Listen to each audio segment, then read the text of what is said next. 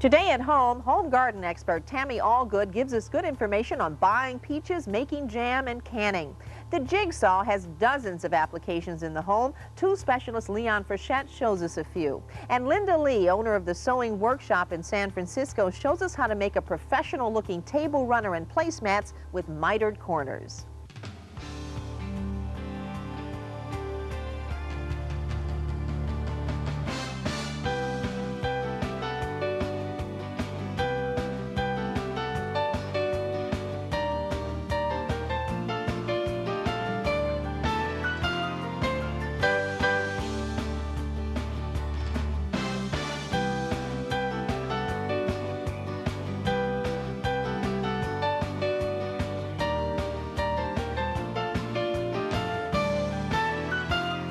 Hi, I'm Edye Ellis. Welcome to the show. If someone has ever given you a jar of homemade jam or jelly, you know what a sweet gift it is. I've always been in awe of people who have the time and the talent to make their own jam and jelly, so I'm really interested in what our first guest is going to show us. She's our home garden expert, Tammy Algood. Welcome, Tammy. Thanks, Edye. This has always seemed like such a complicated process that I can never do it. Well, it is.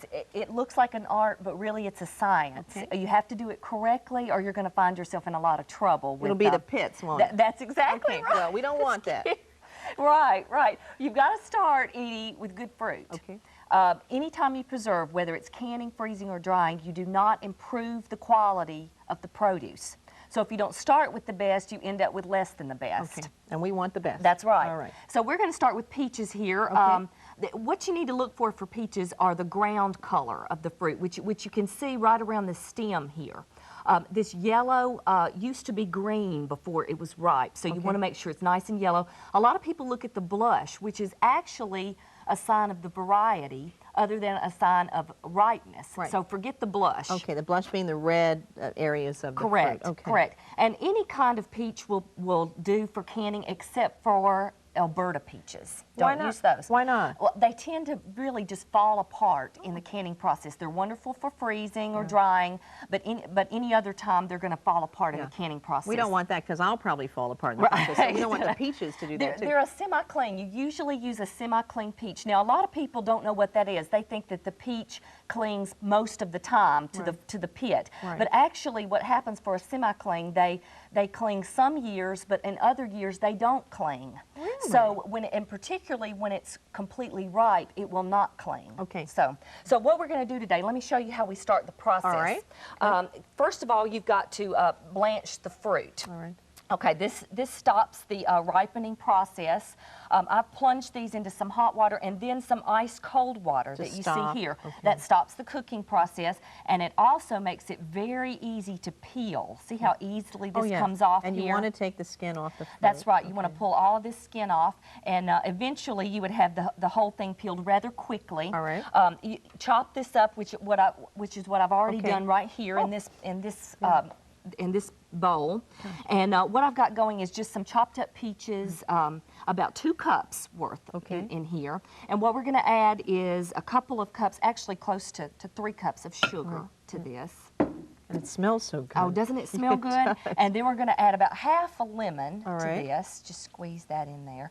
And then the most important thing in here is your fruit pectin. Now pectin is found normally in fruit, but unfortunately peaches don't have a lot of natural pectin in them. So you need to add a little extra to this in order to make it gel or to set up and harden. Would there be other fruits that we might can that wouldn't need pectin or wouldn't need as much? That wouldn't need as much. If you're doing something like strawberries, they have a lot of natural fruit pectin in there, so you wouldn't need to put as much. But peaches, apples, that kind of thing are going to need a lot of extra. So we're going to let that cook really until the sugar dissolves. I'm going to leave that there for the moment. All right. And while that's cooking down, we're going to start with our jars. Okay. Now, I've got these in hot water. You've got to do this. Don't skip this step. All right. What we're going to do is I've got some tongs here that will help me from burning my hand. And why do you have them in the hot water? Well, you want to create a vacuum with oh, that's hot, with the canning process. Right. So what we're going to do here is really just you got to have everything hot in order to create a vacuum. All right. So, ooh, that's hot. We're going to set it right there. It looks hot. and leave it to cool for just briefly while we pull out our lid. Yeah. Now, this is the best thing ever invented right here, to a canner. Okay. You've also got your lids in hot water. Look at that. And this is a magnet that will pick these up out of this hot water. So you won't burn your fingers. Exactly. What a great idea. Exactly. So you've got to have both pieces here, the screw top, which is this piece, and of course the lid. Right. Okay? Both pieces there. And you've got to use a mason jar. Okay. Don't use an old pickle or mayonnaise jar to can with. You want a mason jar. A mason jar. Okay. And they're very popular these days. A lot of people just collect them. Yeah, you can find them pretty much anywhere. Sure. Okay, now when we get through with that, what we're going to do, Edye, we've already got one that's hot here that we're going to show you how to can. All right. Now you need a canning funnel, which is this right here. It's got a very wide mouth on the end of it. Okay. And what we're going to do is go ahead and put our cooked peaches and pectin into this jar. All right.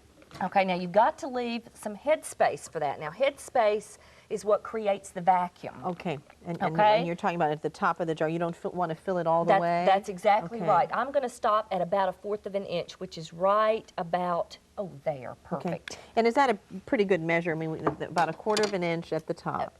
For preserves. Okay. Now, for jellies, you can go as low as 1/8 of an inch for that. All right. Okay, so what we're going to do is go ahead and put our lid and our screw band on this and do it fairly tight. And then we're going to take this jar and we're going to put it in our steam canner. All right. Now, you can use a steam canner or a water bath canner.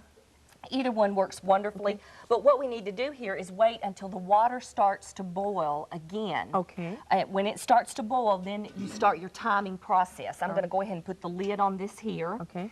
And you just peek at it every few minutes, make sure that it started to boil. Right. Then you start timing. Okay, so this is a pretty specialized piece of apparatus. I mean, you really do need this. Exactly. You've got to have something that pulls and you don't want the jars touching. You want them pulled up out of the water. All right. Okay?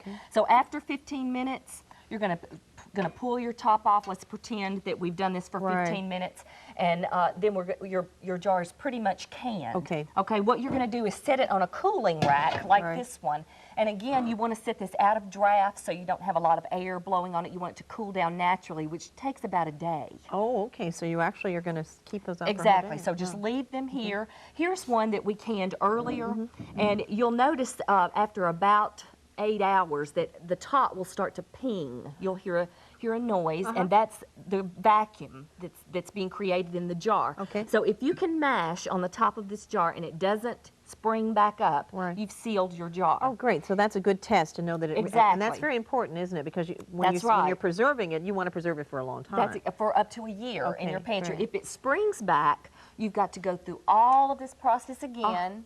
Or you can put it in your refrigerator and use it within about 6 weeks. It really is a science, isn't it? It is. But the results are just, they make such sweet gifts. And it's, I mean, to give someone something that you've made, and you know, it's just wonderful. Thank you so much. You're welcome. I've learned a lot, and I've always wanted to know how to do this. Great.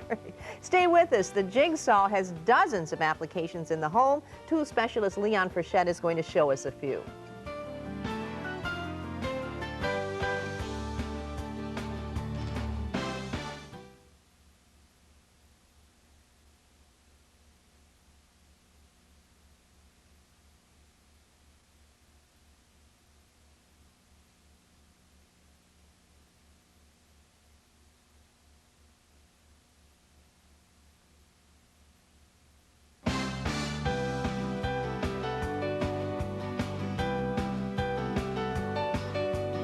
Welcome back. Whether you're a novice or a seasoned do-it-yourselfer, you know that the Jigsaw is one of the handiest tools you can have in your workshop. And if you're puzzled at all about how to use the Jigsaw, we have someone who can put the pieces together for you. He's Makita tool specialist Leon Frechette. Welcome, Leon. Good morning, Edye. You were telling us that the Jigsaw is the second most popular tool. Why is it so popular? Because you can get into areas that, you know, a handsaw might not be able to get into.